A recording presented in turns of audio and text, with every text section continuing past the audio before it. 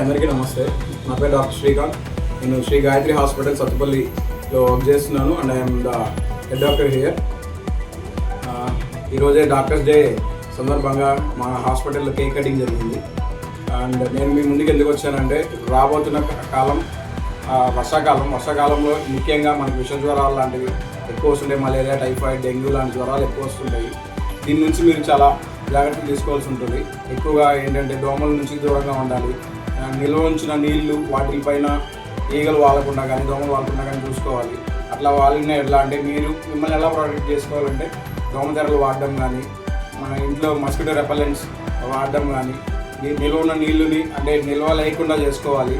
అంటే ఇప్పుడు ఏదైనా గుంతలు ఉన్నా కానీ వాటికి కొంచెం దూరంగా ఉండడం కానీ, ఇంటి చుట్టూ మడుగు లేకుండా చూసుకోవడం, అట్లా చేస్తే మీకు చాలా వరకు జ్వరాల నుంచి, విష జ్వరాల నుంచి బయటపడతారు.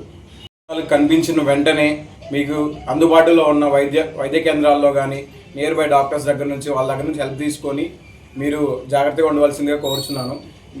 నేను సత్తుపల్లి శ్రీ గాయత్రి హాస్పిటల్లో ఉన్నందున 24 గంటలు సేవలు అందుబాటులో ఉంటాయి. ఇక్కడ మీరు ఏ టైంలో వచ్చినా కానీ నేను మిమ్మల్ని దగ్గరుండి కేర్